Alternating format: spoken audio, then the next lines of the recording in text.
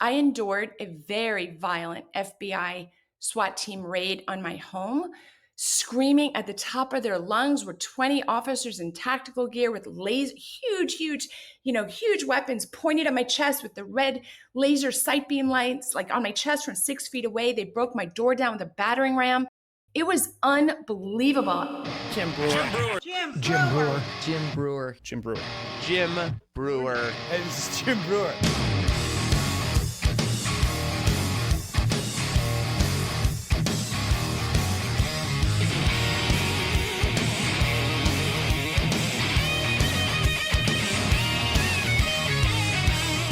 This is the first time, and I feel like I had to do this with no touring whatsoever, that I'm doing production stuff. And what I mean by that is, like, I'm writing a movie with a director. I think he's fantastic. And we've really connected. Bro, we went from, here's my movie idea, because I hate the concept of old Hollywood where you got to go there, you gotta come with a script, or you pitch the idea, and then here's what always happens. Oh my God, we love this idea, and then they start thinking about all the people that they blew their money on that they can't put in roles. Oh, we gave this guy a development deal and this lady this, and then they immediately start shoving that into your idea. And then all these other, well, we got to do this and we owe money here. So it's not even about the movie. It becomes some other thing. Can we put so-and-so in it and do this? And can this guy be, and it's just always getting messed up. Or you got to be part of their incredible club, which hopefully will be very revealed sooner than later. Like, you have to end up on the Epstein list somehow. If you're not on there, you're not making it. I'm not on there, so it's going to be very difficult to make movies again. But there seems to be this new group of I won't say anti-Hollywood, but like people going, yeah, man, we can get some serious money, 5 million, 7 million, 10 million, 15 million from brand new Hollywood heads that are tired of the game. And then last night too, I was on a phone or Zoom call with the production for this podcast where, we get closer to trying to create something, but they're all such long processes. And now I'm talking with someone about a written TV series, which is another one that I've had in my pocket for a long time, but now I need those real good segment writers and TV series guys to help out. It's fun. This is a fun stage. It's a fun stage, and being able to sit here and talk about it is a lot of fun too. How's the Africa video coming along? Any updates on that? I am going through all that starting Monday morning. Monday morning. I'm not sure when this will come out, but Monday morning I start getting every single day, one full day. So what I'll do is I'll look at all of it, the whole day, and then I'll start going, okay, I want to add X, Y, and Z, and let's start jumping into that. And then hopefully, so this documentary segmented into days. Yes. So like day one, this happens. Okay, cool. To me, it's a series. Right. Yeah. No, that's cool. Yeah, it's definitely a series. How many days? I have it as 10, but okay. I don't know. Could be 6. Okay. Until it's in front of me and I see exactly what we have. So when I talked with the assistant editor, the assistant editor goes through all the footage and goes, this stuff we can use. This is unusable. This is just 2 hours of driving nowhere. This is incredible. This is a great conversation. This is blah, blah. And then he takes all the things that are usable and then lines it up with the script that I wrote for each day. And then that's when I'll start. Now he was like, I don't know if you got 10 episodes. Maybe we have around 6. I went, all right, well, why don't we wait to see exactly, because you don't know all the pre-production stuff that I have in my head that we plan on doing. So I'm working on a thing called gene therapy, which is my good friend Gene. And if you have an issue and you want Gene to give you his way of therapy, gene therapy, send in your voicemail. Just go to jimbrewer.com, and then we know if you made it that far, you really wanted to hear some therapy. Should be good. We'll let you know when we're ready to roll with that. Gene therapy, send in your concerns or where you need help. Keep the show rolling. Don't let me know that something's bad, because I pick up on that right away. Oh no, we're going down, and it'll look good. Let's go to Dr. Stella. Dr. Gold. I just called it Dr. Stella. See, because I was doing Dr. Stella before. I was talking Dr. Stella. I give my patients hydrochloroquine, and you want to demonize me? Ain't none of my patients passing away. Ain't nobody dying on my turn. Ain't nobody dying. Give them hydrochloroquine, and they survive. So don't tell me what it work and no work. I'm giving the doctor I give, not you. I'm listening to the CNN. I'm listening to the social media saying, I'm wrong. This man cannot breathe. I give him hydrochloroquine, now he breathe. Why you tell me? Don't care what Terry Bradshaw on Fox TV talking about horse pill. Fuck him, all he do is catch a ball and look stupid on television. He telling me I'm giving horse pill? Who he? Who Terry Bradshaw? Who Rachel Maddow? Who Rachel Maddow? Rachel Maddow, she got to, come on now. I think she should take her trousers off. We see if she's a woman. Ain't no woman that dumb and cold. That's why she no cry. Rachel Maddow no cry because she no woman. No woman no cry. I'm gonna pull her in. There we go. Pull in Dr. Gold. How are you? It's Jim Breuer. All right. I don't even know where to begin with you. First of all, I am part of GoldCare. I love it. I hope you've used it. Like you've gone and sleuthed around, and we're having a town hall on Tuesday with General Flynn and Dr. Eric Naputi, who are going to talk about how important it is for the average person to, join a medical freedom movement so that we don't end up in the same place we ended up in COVID. So you might like that. Where is that?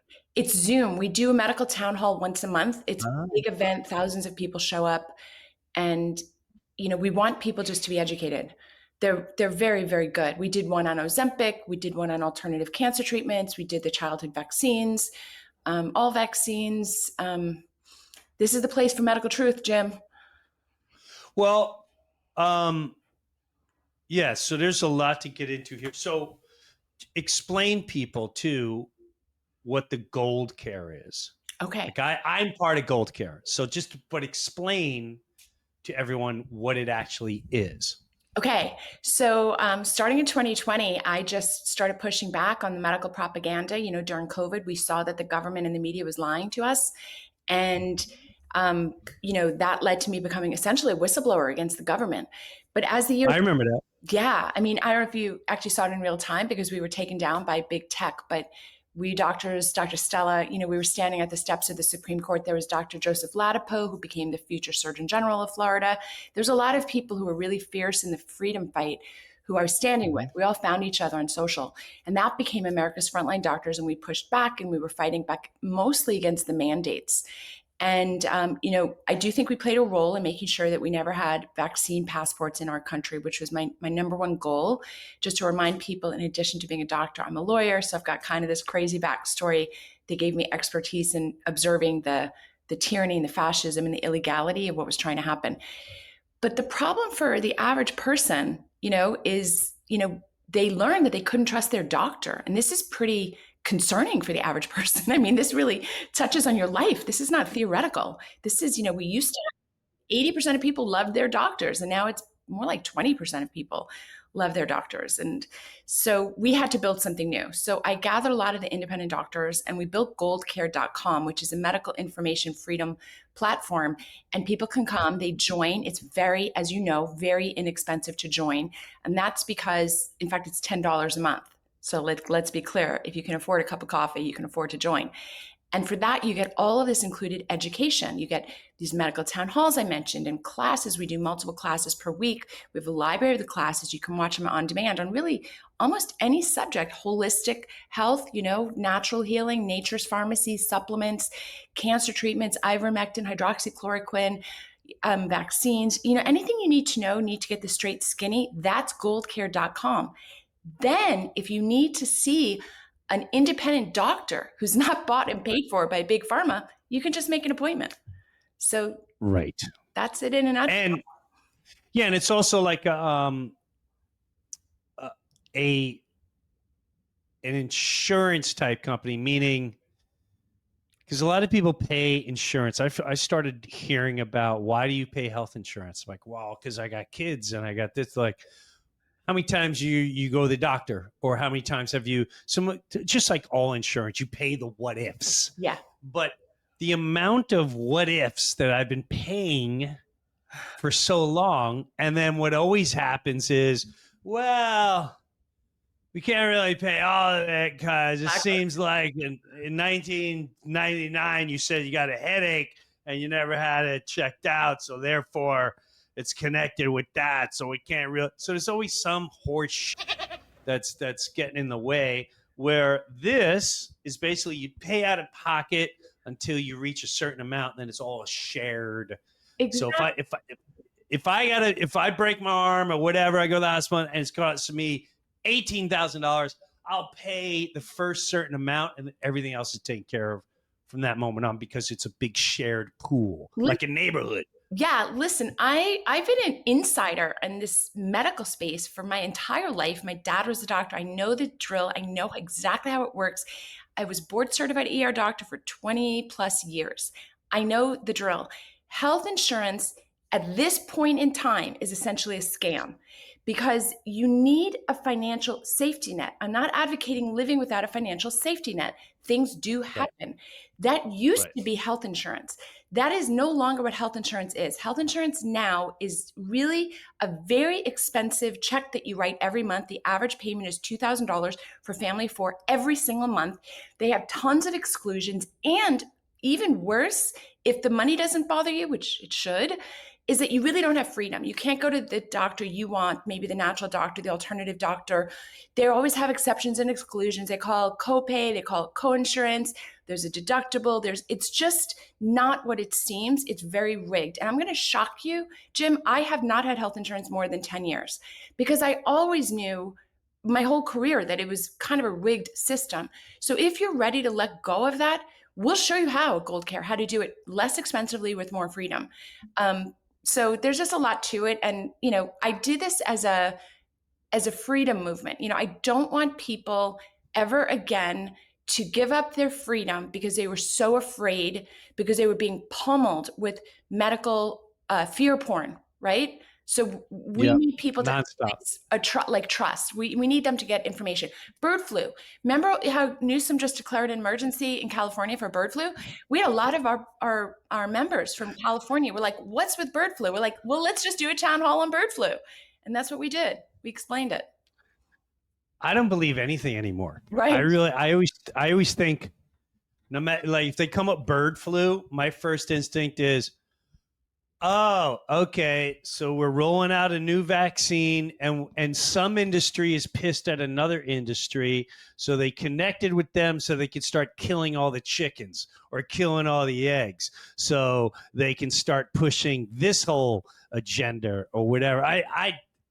That's what I've discovered in life. Like 99.9% of the time, it's all horseshit.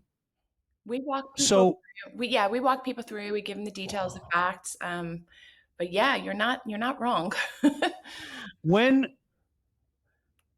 did you when did you honestly start feeling, in your opinion, like the medical industry, something's kind of up here and they're not giving you perhaps the full perspective on how to take care of people, or like, I'll give you, for example, I'm a touring comedian. So I remember seeing all these cancer centers popping up everywhere. And a lot of towns were being built with these new facilities. And I just remember coming home in the early 90s, or like late 90s, and go, if I'm going to be selling, why would I be buying all these car dealer lots if I didn't know cars were going to start showing up?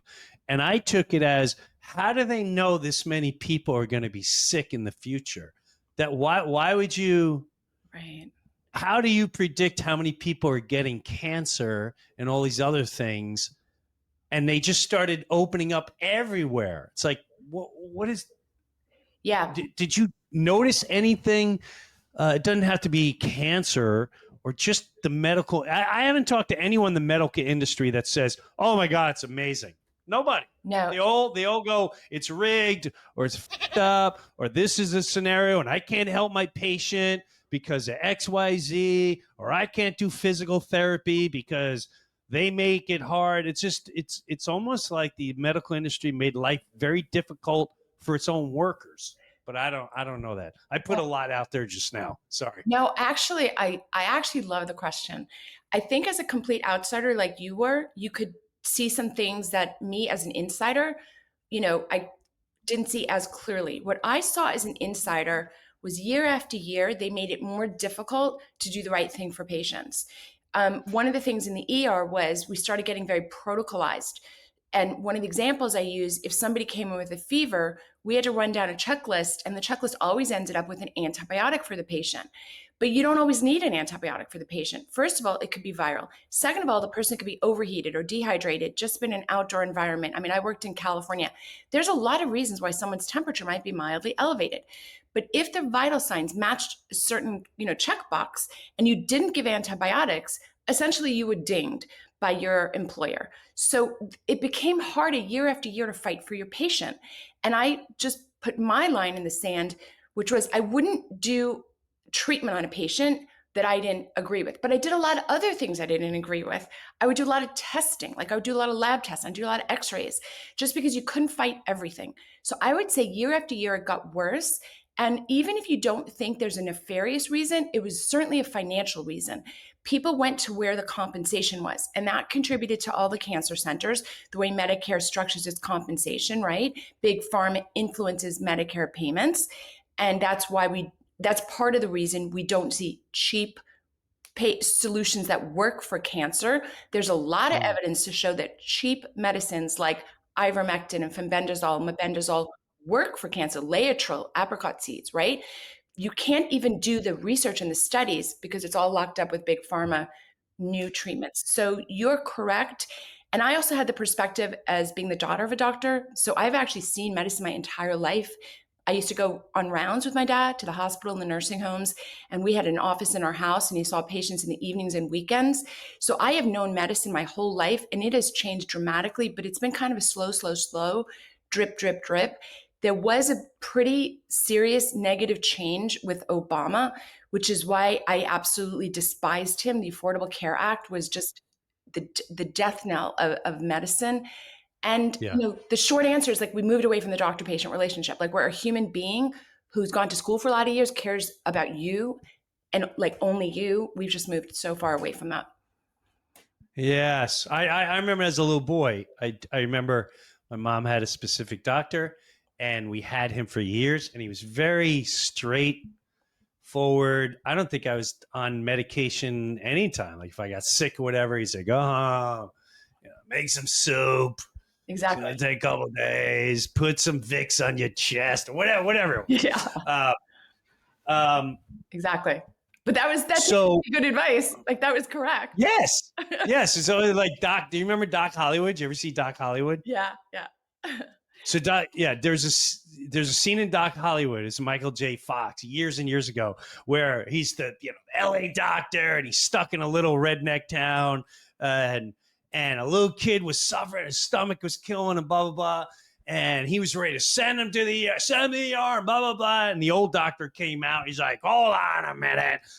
Popped open a can of Coke. He's like, "Drink that." And the kid burped and felt better. He's like, "He has gas. It's gas." By the way, that's true. And my dad used to say when a patient came in like sick, but not that sick, he'd say it was 7 days with treatment and a week without. And I learned that as a kid. You know what I mean? Most things resolve. Yes, most things do resolve. I mean, most of the time it does. So when I remember you was seeing you on the steps, Dr. Stella, and how does it feel at this stage in the game? Because you were out there and you were saying, I can't put words in your mouth, but you were talking about ivermectin for the patients that had COVID. You were talking about hydrochloroquine. You were talking about all this. And of course they demonized you. And I actually thought that was the reason why you got sent to jail. When I forgot you went to January 6th, which is another thing I'm dying to talk about. But how does it feel to be in a position now where all the, what I call monsters, were out there trying to demonize anyone that actually had real remedies that were helping people? And now here we are in 2025 going, yeah, it helped. And Joe Rogan really exposed CNN pretty hard, especially their own doctor, and caught them lying, which again, no one even talked. It just kind of fades away. But Joe Rogan had CNN's doctor on, and he said, I used hydrochloroquine, I used ivermectin, I used this, and they demonized. And CNN got caught with their pants down, lying to the public's face. Which we all know, people with common sense, I don't want to disrespect any listeners, I felt I had common sense. I knew from the beginning it was horse shit. It was all horse shit. I knew from the very beginning. There's too much emphasis on trying to push a vaccine and this whole dilemma, and every day people are dying. And but to be in a position now to go, wow, we were on target. So I do want to say that I had unusual training as a doctor and a lawyer. In addition, not to get too serious, we won't go there, but my dad's also a Holocaust survivor. So I was very aware of tyranny. You know, I grew up with stories of that. I know how it unfolds and so I'm very sensitive to lies and propaganda. So I want to validate for you that it was common sense. And here's something I want to teach people. They kept saying that hydroxychloroquine couldn't be used. Here's the thing. The propagandists were conflating safety and efficacy, right? Those are two totally different things. They were saying it didn't work and therefore you shouldn't take it. First of all, it did work, but okay, even if you didn't know it worked, it was perfectly safe to take. It's over the counter most of the world. So that's one way you knew it was all a lie, HS, as you were saying. The thing that scared me the most wasn't even the medical. It was the encroachment on our freedoms. People gave up their freedoms because they were so afraid due to the propaganda. That was my battle, was to make sure that we never had remember vaccine passports? I was petrified that we have vaccine passports and restrictions on travel, because that would be the death of freedom as we know it. That was my fight, was to make sure that we threw enough sand in the gear that the facts would reveal themselves and enough people would join our side. So on the one hand, I feel vindicated because that's what happened. Like, that was my plan, was to slow things up enough so that, the truth would come out. On the other hand, it's incredibly infuriating that my reputation was smeared, that I was attacked. There's been no apology. It's a little difficult to move on as a nation. And I want to tell you that I do think I was arrested for being an advocate. It is true that I was at J6, but what you may not know, and it's all over the book. I felt this, by the way. Go ahead. Is I Well, I was there with a government issued permit to speak, and I speak on medical freedom. That's why I was there. Yes, I was a Trump supporter. Yes, I voted for Trump, but I don't speak about politics. I speak about medical freedom. So they were very happy to target me for that reason. So, and then the first thing everyone ever wanted to write about me was I was an anti-vaxxer, and they didn't notice that the CDC did a sleight of hand and changed the definition of vaccine 3 times. You know, you and I could really do some good comedy because I got some facts in my head that are hysterical. Like they're changing the definition and not telling you they're changing the definition. Like that. I heard about this. So what exactly? I forgot who. They changed it from like provides immunity to a disease to provides protection against a disease, right? And then more recently, Merriam-Webster said it's an mRNA platform. Like it's unbelievable that they change the definition of these things and then they don't announce they've changed it.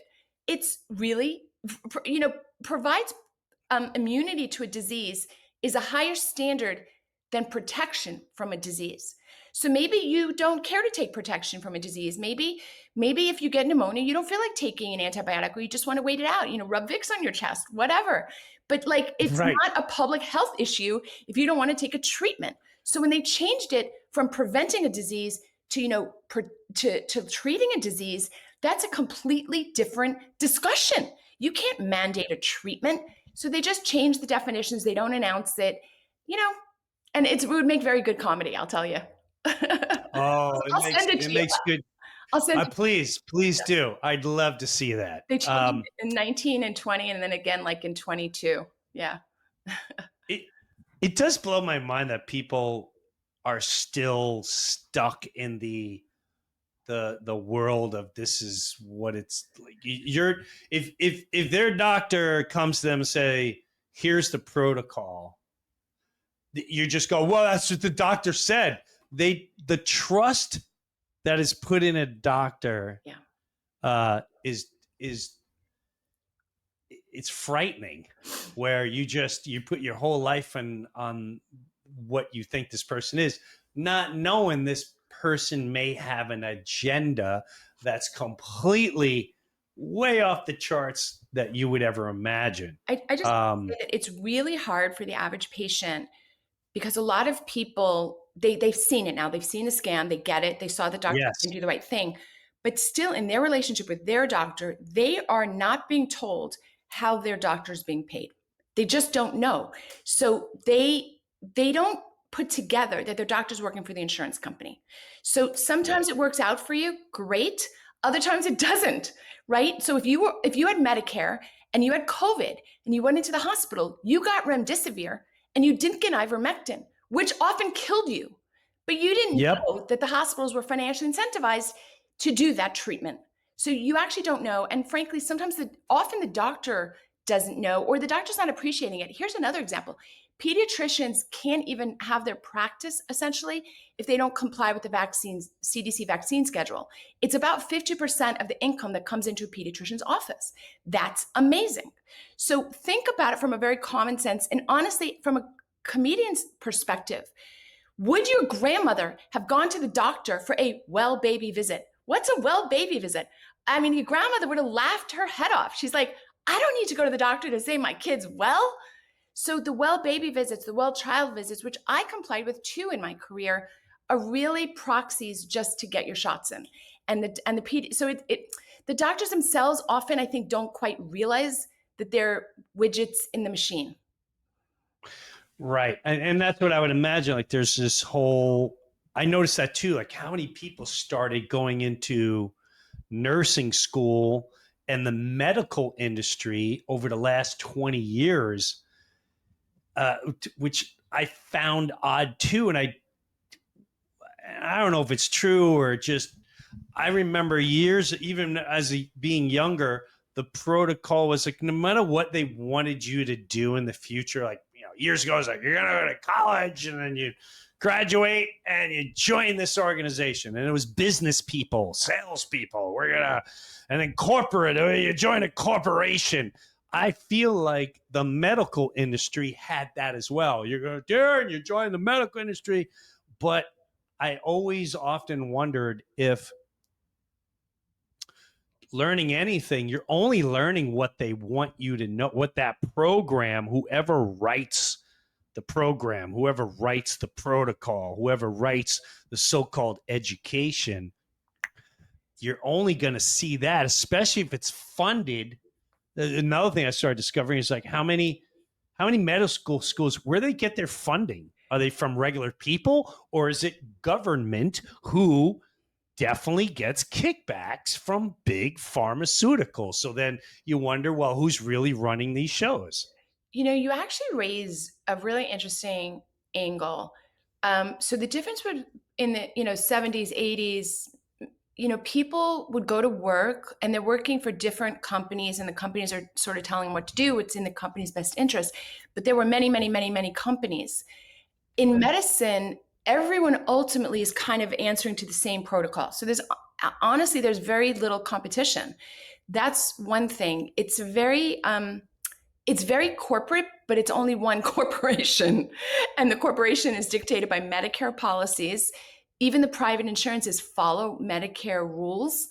So, it's really, you actually raise a really thoughtful point. And yeah, the medical schools are being supported by the government, but I think there's a lot of evidence that big pharma runs the government, not the other way around. So, yeah.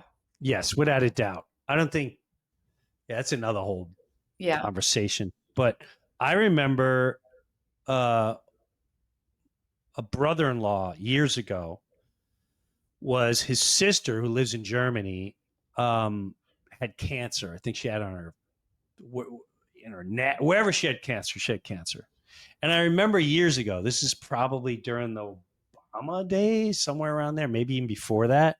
And he was so upset. He's like, Germany's medical is crap, and they're not taking care of her or giving her anything like they would do here. So, well, what are they doing? And he goes, oh, they gave her some crap about eating certain foods and using certain diet and all that. Well, I remember like a couple years later, I'm like, how's your sister? And he went, she's totally cured. What? And that always resonated with me. Like, wait a minute. So someone in Germany got cancer, and he showed me, he's like, they told her, stop eating this, stop putting this in your body, stop using this cream, start eating this, start eating that, and let's see what happens. And she got cured. So here's the deal. So one of the reasons I stayed with this path of kind of whistleblowing and just outside the system, because it wasn't just COVID. I learned a lot during COVID. And one of the worst things I learned was that in medical school, I only learned half or 2/3 of the material that I feel I need to know to be an excellent doctor. What they left out completely was nutrition and dietary teachings, but also just vitamins and minerals and natural ways of healing. So I actually didn't know about this at all. And then COVID kind of opened my eyes because, for example, vitamin D was very important for people who had COVID. And I had never thought about vitamin levels as an emergency physician. I mean, it's interesting to me that I didn't. Vitamin A, as Bobby Kennedy just wrote in his piece, very important for measles. And I thought to myself, how is it possible? I went through all of this schooling and nobody even taught us this. So I realized that American schools were very motivated to leave out a lot of content. This happened starting in the 1920s, the Flexner Report. You may know a little about it, but I just want your viewers to know this was a peculiarly American phenomenon, that we separated the naturopathic, the holistic, and the medical, and this didn't happen elsewhere. And it's very much to the patient's detriment to have their medical doctors not really know much about nutrition, vitamins, minerals. It's crazy, actually. So I know. I guess because there's not a lot of money to be made there. That's the only thing I could think of. Everything's motivated by money. Yeah. I don't want to keep you on too long because you are a doctor. So I'd love to have you on again too. There's a lot of things I want to jump into. So I do believe the whole what happened with January 6th, and because you were arrested. I remember going to an event And they're like, will you leave a message for Dr. Simone Gold, who's still behind bars, and we're all trying to get her out, and blah, blah, blah. And for the record, anyone listening, I don't buy into the whole it was an attack thing. So I'm giving you my stance. It's all that I'm not going to get into what I really think it was, but for those of you who never looked online and saw all the videos of police moving barricades and people flashing their badges and the undercover people there, I don't know what to tell you. If you're still in the world of the brainwashed and you believe, or you're in the world of I hate Donald Trump, so therefore anything they say that makes him look bad, I'm all in. You can think that way all you want, but I am not a believer that January 6th was such a horrific event. Sorry, I'm putting it out there. I've said it a million times. I can think of a lot more horrific events. For instance, the riots probably 2 years before that, and or telling people not to take hydrochloroquine or ivermectin and send them to the hospital where you know they're going to be murdered. I'll put that as way number one over January 6th. So sorry. And if I could just finish my rant, January 6th, for anyone's got an issue, it's we the people. And if we the people believe that we've been hoodwinkled, whether you believe it or not, that's on you. But if I believe it, I have a right to go there and go, I think you're full. I think you're lying. I think you're cheating. And I think something just happened. So no one ever explores those because they have to blow the cloud of, it's the attacks. The country was attacked. Yeah. The country was attacked long before January 6th. So I'm not for the supporters of January 6th was horrific, and that includes some of my own family. So with that said, you go to January 6th, and when do you get arrested afterwards? Like, what happened? What's with the rest? Because you went indoors. Yeah. What happened? Yeah, and by the way, you're right. If you choose to put your head in the sand and not look at the evidence that exists, that supports, of course, it was not only was it not an insurrection, nobody ever was charged with insurrection. People are politically conservative. If they're going to do an insurrection, they're very well armed. They would have showed up with arms. There was no coordination. There was none of that. In addition, look at the what's that expression? Look at the fruit of the result. Like, look at the result. The result was the arresting of ordinary people, very ordinary people, calm, nonviolent people, 1,500 people on misdemeanors. I want to just tell you this, Jim.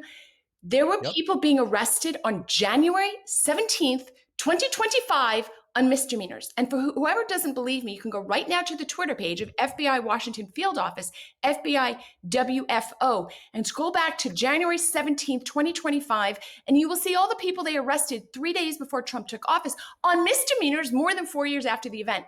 And ask yourself, has the police, or God forbid the FBI, in your lifetime ever arrested anybody 4 years after an event for a misdemeanor? There's a lot of evidence to support what you're saying, that this was not what it was. This is actually why I wrote the book, because my J6 experience, because I'm an individual and we used to believe in individual rights in America, I happened to be there to give a speech, a health freedom speech, a medical freedom speech. That's what I do. So I was not violent. I had a permit to be there, did not have a permit to be inside. The day went sideways. The doors, as you comment, opened from the inside, and I was inside giving a speech peacefully. That's my story. I should be judged as an individual. Despite that being on videotape, right? I endured a very violent FBI SWAT team raid on my home, screaming at the top of their lungs were 20 officers in tactical gear with huge weapons pointed at my chest with the red laser sight beam lights, like on my chest from 6 feet away. They broke my door down with a battering ram. It was unbelievable. I thought I was like in a Colombia cartel movie or something. I mean, it was not comprehensible. They then handcuffed me and shackled me and perp walked me in front of my neighbors, right? This is what their goal was to embarrass you and intimidate you. They took all my technology. They didn't return that for more than a year. And anyone who thinks that J6 was all the bad stuff you've been hearing about for 4 years, you need to hear my words. I'm a doctor, I'm a lawyer, I'm a mom. Certainly I've had no prior criminal history. What the heck was the FBI doing in tactical gear at my door, breaking my door down. They have criteria they're supposed to use: prior gang affiliation, prior criminal convictions, prior history of violence or drug use. I met none of those criteria.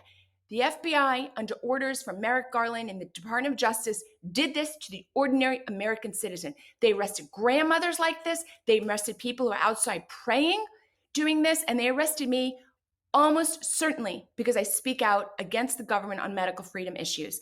It's very dramatic, my story. It's really a page turner. You'd have before I let you go, and you got to come back on. We got to do this again. The documentary, What is a Doctor? Oh, huge. When is that out? When does that come out? This is so important that we made a decision that everyone can stream it for free. You can go to my Frontline Films X account. You can find it there. You can go to aflds.org, americasfrontlinedoctors.org, and find it there. And it's called What is a Doctor? And it walks you through the lies that the doctors have been doing and saying and makes you think, what is a doctor? And we talk a lot about the transgender. And we do it in a non-political way. We are doctors sitting around explaining to you, what do they mean when they're talking about these surgeries? The doctors and the activists use this phrase, gender affirming care, which sounds lovely. They don't tell you what it really is, which is chopping off body parts, leaving chronic medical wounds that need medical attention all of your life, causing you lifelong infertility that can never be reversed. You don't create sperm or you don't create eggs, chronic wounds, multiple surgeries, lifelong medications. We doctors break it down for you and tell you exactly what gender affirming care is and entails. It's actually an amazing movie, Jim. I encourage you to watch it. I definitely will check it out. Because you saw Matt, I forgot his last name. What is a Woman? Oh, Matt Walsh. Did you ever see like that? It's fantastic. Matt Walsh, What is a Woman, actually gets into the whole, there's an incredible psychiatrist on there, a child psychiatrist. And he for anyone who's not seen that movie, you're doing yourself a crime. Now, I do know people that have gone into the transgender world, their children have, and I feel like there was a full-blown psychological war, and there was incredible funding and a mission to attack our country and attack the children, amongst many others. It's a very dark agenda, in my personal opinion. But in What is a Woman, he gets so detailed into where the whole transgender first started. Do you know what I'm talking about? Where it went, I don't know if it was like the 50s or 60s. And yes. And it was a twisted, dark experiment. And it turned horrible and continues. And it was kind of dropped. And then someone else brought it up for either a sick agenda or to make tons of money. And what people don't think about too with that is just your hormones. When a female's hormones start changing, the emotions are through the roof. I watched my wife go through this when she went through cancer and had everyone taken. I mean, the hormone issue, you're not even discussing how hormones change your body, and that causes, who knows what that causes. It's very disturbing and ugly. Yeah, go ahead. Testosterone is really powerful, and a girl on testosterone is really not in her right state of mind. Everyone owes it to themselves to watch this movie. It's dispassionate. It discusses the facts. It's fascinating. Yep. It's interesting. Where did this come from? Why are we all talking about it? A lot of the leaders who push this on normal people have this sickness themselves. And I always think of that expression, misery loves company. We started a trans predator watch list. These are people who are benefiting financially or some other benefit to mutilating our children. One of the worst is Joanna Kennedy Olson. So when you look at her personal life, you're like, oh, she's just spreading the misery, you know? So you owe it to yourself to watch this movie. It's What is a Doctor? And Can't wait. Best 70 minutes. We'll check it out. What is a Doctor? Dr. Simone Gold. We got to have you back because there's some other stuff I wanted to ask about. Some good, some bad. Press your buttons, all that. I love it. I'm an open book. I know, I know, and I could tell that just from here. And it was a great experience to actually talk to you. And hopefully, I never need GoldCare, but I do. And I'm not saying this because you're here. You remember me reaching out. To all my listeners, I'm not pushing it, but I am a member of Dr. Simone Gold's GoldCare. So there you go. I love. Great to see you. Hope to see you in Naples sometime because I live here too. Awesome. Take care. Take care. Have a good one. That was. She's extremely charming, very real, very open. I can't wait to check out What is a Doctor, because I think something like that really needs to be seen, and especially in this day and age where people don't trust them anymore. I don't trust them. Like, I love my my daughter dates this incredible human being. I love his family, and his family is also part of the pediatrician world. And I remember during COVID, we were going round and round, but I also understood that this pediatrician, along with others, they really thought, from what they're told, this is how it's supposed to be without taking a couple steps back. So it's like, it's a very messy, messy world. But I beg you all, I mean, you forget, I beg you all not to think it's attached to a certain side, because that is another thing that was brilliant by the demons in charge. They politicized it. And what I mean by that, it divided. Oh, if you're not for vax, you must be a Trump, MAGA, whatever. And how disturbing and filthy to brainwash people thinking that way is really scary, very scary.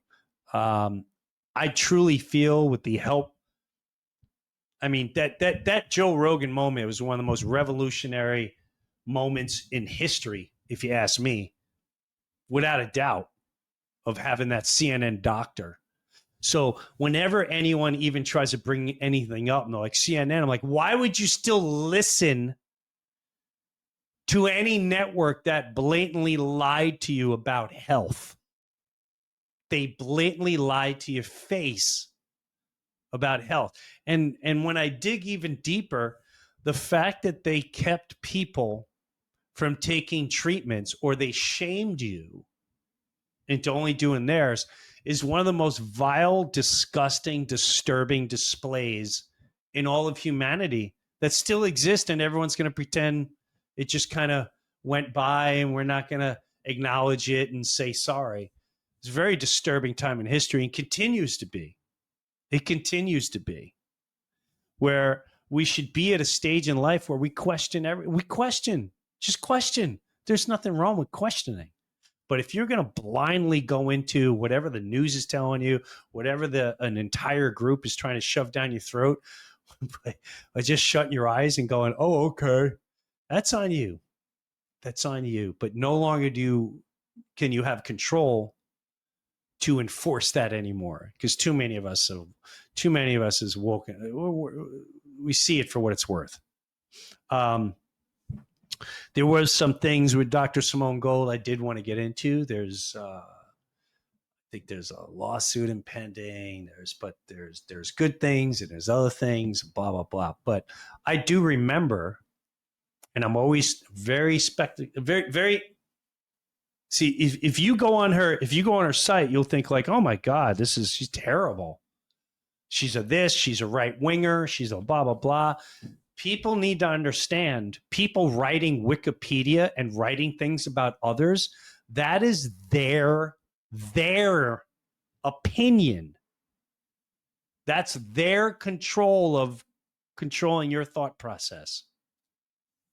So before you try to politicize or think of whatever, there was some valuable information given to you today, and I hope you use it with great worth. That's all I ask.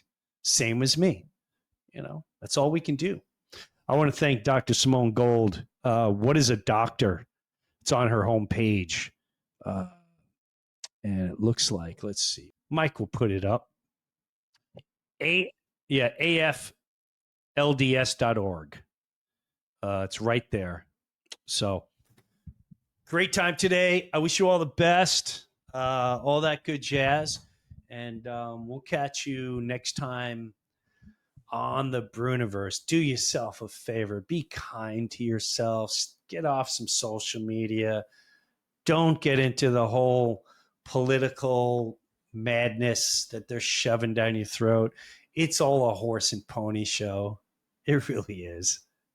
I wish more people understood that. But listen, worry about your kid, worry about your wife, your husband, your relationship, your dog, your neighbor, your aunt, your grandma. That stuff's way more important. The only thing they're going to get you through. We'll see you next week on the Breuniverse. Have a good one. Take a look